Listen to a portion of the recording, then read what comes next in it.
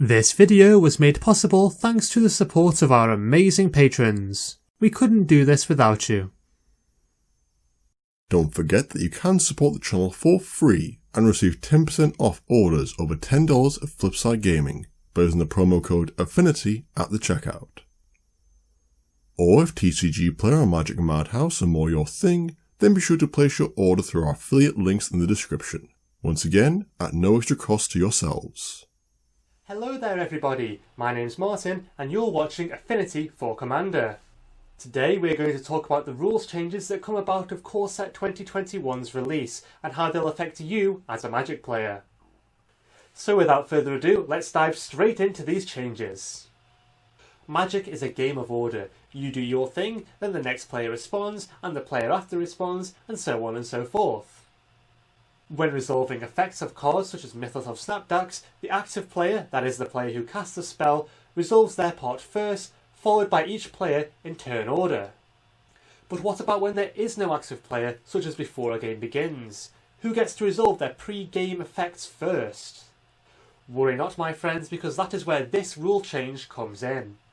In an event where there is no active player, players pass priority based on turn order, beginning with the starting player.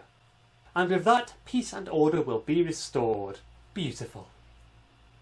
Most players will sit down at a table, start shuffling their deck, chat to their opponents and figure out who's going first by rolling some dice. With this rules change, however, that has been deemed incorrect. Because companions have to be set aside from your deck before a game begins, this new rule states that you have to decide the turn order of the game before shuffling up. But who are Wizards of the Coast to tell you what to do in your games? You do whatever you feel most comfortable doing, provided it's not a sanctioned event of course. Bar a handful of exceptions, objects are deemed to have a controller when they are on the stack or on the battlefield. Mana abilities such as tapping Leafkin Avenger to gain a green mana are now considered to be one of these exceptions. This is due to the fact that certain cards such as the aforementioned Avenger refer to you in their rules text. I think that this is a rather interesting change and could lead to some very fun mana abilities being printed in the future. Sorry Elvish Mystic, your days are over. I'm kidding, 1 mana dorks are brilliant, don't hate me. Paying 3 mana to put your companion into your hand from outside the game is now considered a special action. This means that you can only perform this action at sorcery speed and on your turn, and that it does not use the stack, meaning you cannot have your opponents respond to it. Personally, I'm not a huge fan of companions in Commander, but maybe this change will make them a little more balanced. Who knows? The rule regarding excess damage has now been altered to refer to lethal damage instead. This is most likely to avoid confusion with the recent Buy a Box promo, Zelortha Strength Incarnate, otherwise known as Godzilla, King of the Monsters. I for one cannot wait to see this lizard boy at the head of a Commander deck, as rule-altering effects like his are some of my favourites.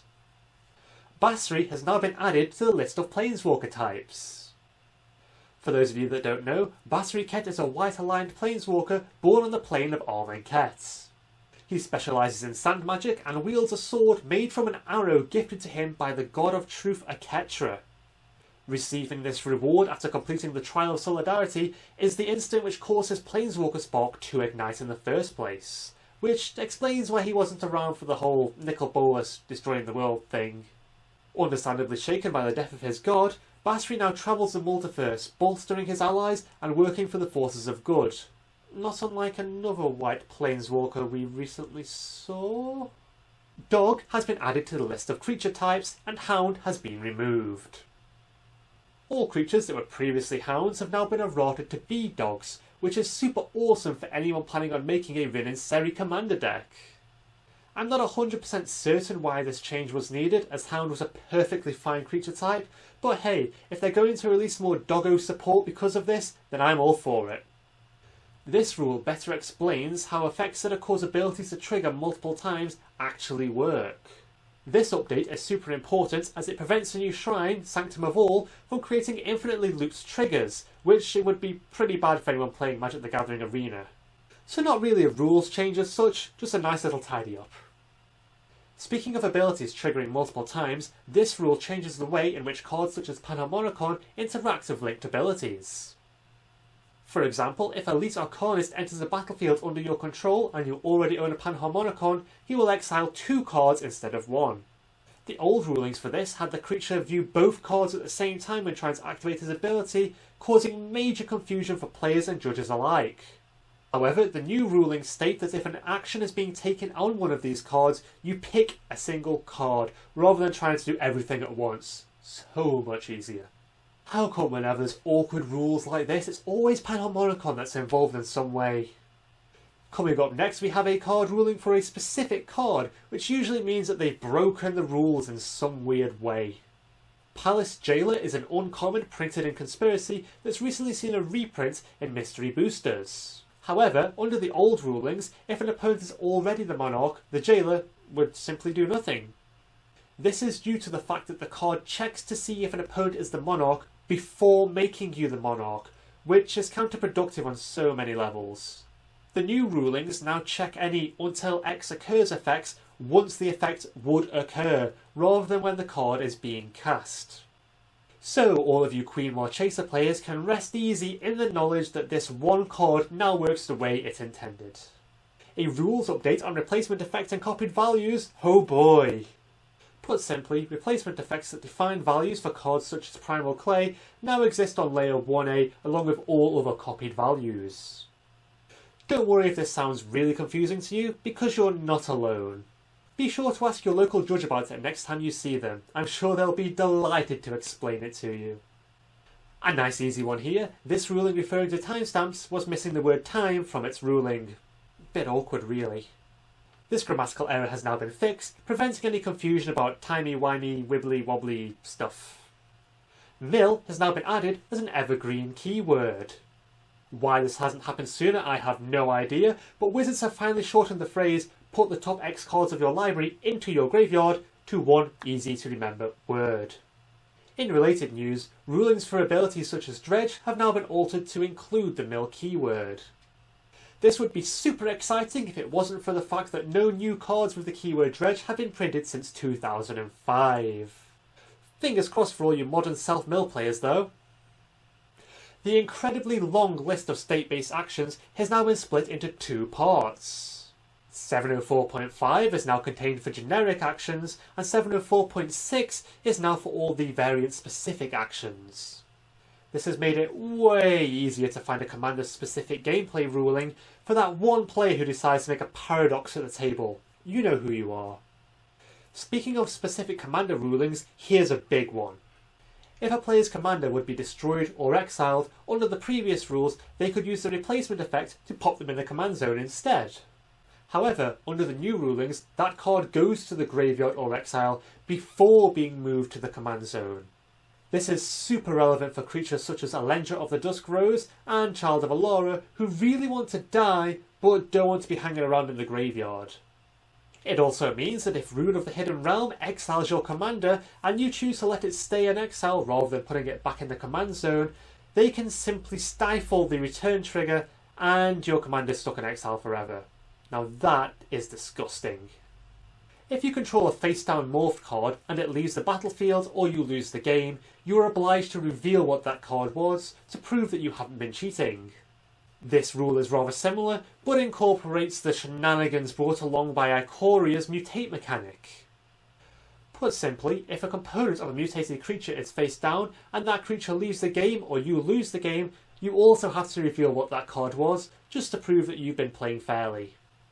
This is a really simple but effective way of stopping cheaters without actually accusing anyone of cheating, a rule I can get behind. This rule teaches players how to read Roman numerals so that they don't get confused by the Roman numerals on the sagas. No, I am not joking, this is an actual rule in the game. Anyway, this rule has had an update to include the phrase "and so on" to affect sagas that have more than 3 parts. Wouldn't want people getting confused with that 4th Roman numeral. To be fair though, I imagine this rule is more aimed towards players who don't use the Latin alphabet in their mother tongue, preventing any sort of confusion that may occur. This is a fair enough point really, making sure that everybody has a fair understanding of the game regardless of what language you are speaking. This one's for all you Yawgmoth's Will players out there. Thanks to mutate cards, it's possible to have cards that are both token and non-token in nature, which is a bit weird really from a rules perspective. So what would happen if your token non-token monstrosity were to die after you've already cast Yawgmoth's Will? Does it get exiled? Does it go to the graveyard? Do the components all go to the same place? These are the questions that need answering. Luckily for us, this rule addresses what would happen in all scenarios. If a non-token creature with a token component were to be exiled, all of it goes to the exile pile, no exceptions. However, if a token creature with a non-token component were to go to exile, the token itself goes to the graveyard, whereas the rest of the components go to exile. A little bit weird, but we'll go with it. Admittedly, this is a rather unlikely thing to happen, but it's always better to be prepared when that one player makes the interaction happen. And finally, we come to our last rules update. The rules often refer to cards by their typings and subtypings, such as Elf, Chandra, or Land. Cards that are not in play are usually referred to as spells. But what about your commander? Where does that fit into all of this? This rules update changes the wording when referring to your commander, which answers that age-old question of, is your commander technically under your control when you're casting it? The answer, no. And that's it for this rules update. I really hope that you've enjoyed it. Don't forget to subscribe to the channel, like this video, and follow us on Twitter and Facebook. Links to all will be in the description below. Also, leave us a comment in the comment section below. Tell us what you think of these rules changes and what you think of this style of video. Would you like to see more videos like it? And that's it for the video. Take care, we'll see you next time.